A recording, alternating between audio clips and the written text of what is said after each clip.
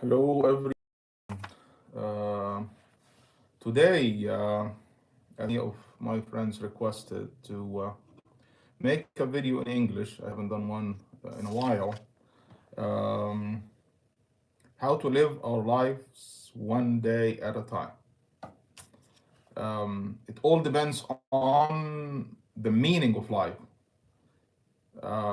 Is there a universal meaning of life? No, we determine our own meaning of each life we live. And we have to understand the nature of ourselves, our psyche, our body, our brain, the nature of others, and the nature of the universe around us, and how the three connect with each other. If you understand that realistically, you will realize that life is unfair, life is unpredictable, and we had no control over who we are to a great extent. Our mind, our psyche, our personalities, our even our coping skills, even our ability to deal with other people is determined by many things that we have no control over it. We have no control over our genetics. We had no control over our parents, and we had no control over our first 3 years of life, or brain biology, or life circumstances. And then someone will come and say life is fair or you have control over it. The only thing you have control over is this moment that we are talking to right now. And then when this moment passes, another moment came and we have some control over it. How do we control it? It's all determined by our past. The people who think that life has to be fair with them will suffer a lot in life.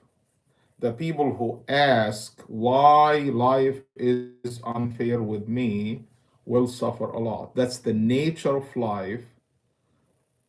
The whole universe, there's no fairness there.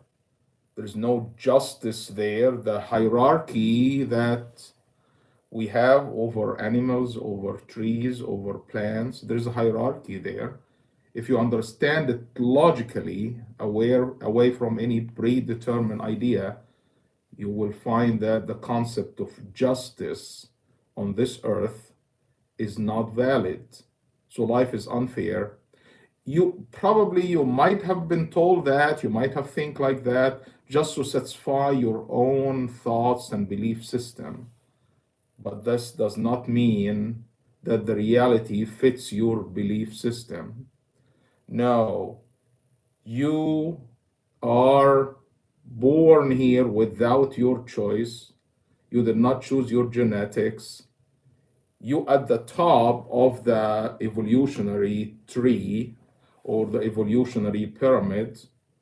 You're definitely eating creatures that below you on the pyramid, and your life is dependent on doing injustice to other creatures below you. So that hierarchy is there. That's the nature of life. If we don't do that, we will die.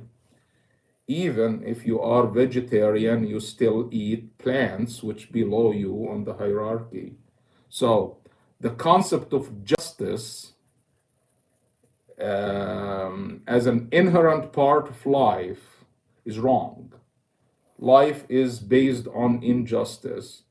Life is based on unfairness in general. And we have to strive, we have to work hard to make it just and to make it fair in the here and now as much as we can as humans. If you understand who you are in this universe and try to find the meaning on that spot that you will put your own personal meaning in life, and be extremely realistic in assessing your life and assessing your situation. That's what will make you happy in life. Otherwise, you will struggle, or you will be living in a life of deception and you will be living like many people who have a layer of deception, a layer of denial that they cannot survive without it, which is you develop a false self around yourself, a narcissistic armor around yourself to cover your own inner self and insecurity and inner self of weakness and inner self of vulnerability. There is a true self and a false self that we try to appear in front of others as different than who we are.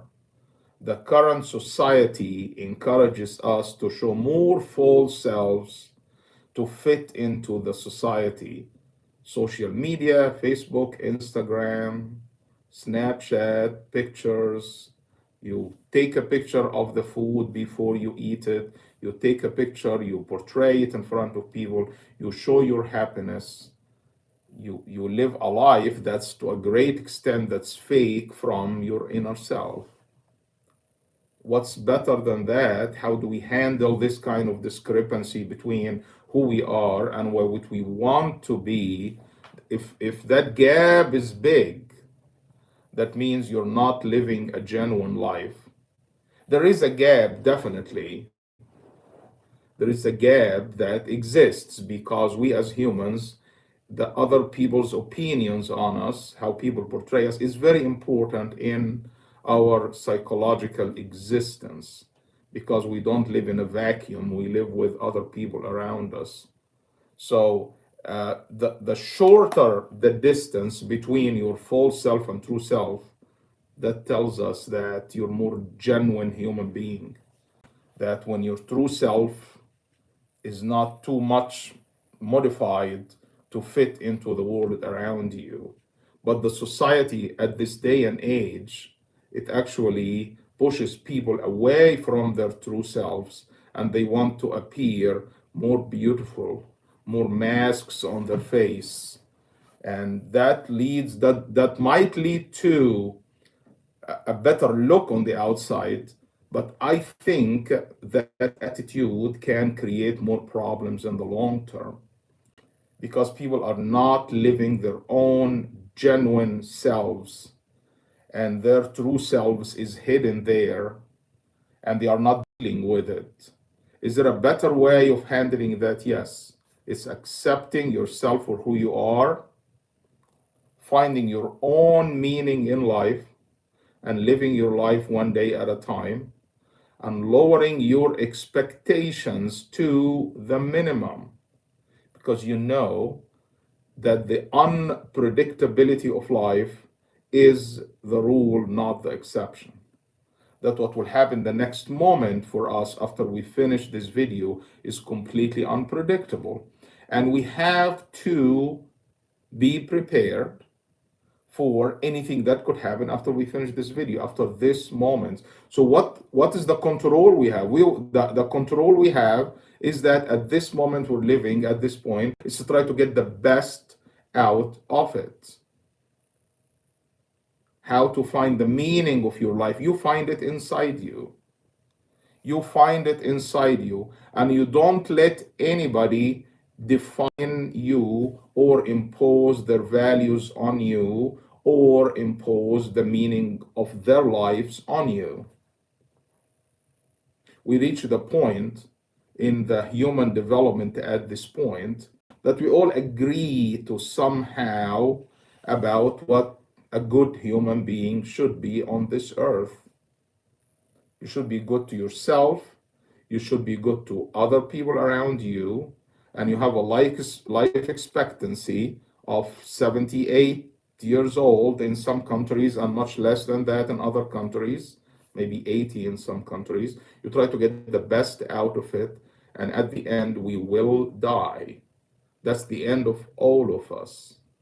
Your belief system will determine what will happen after you die. But we'll talk about that 78 years of life experience you will have and how to get the best out of it.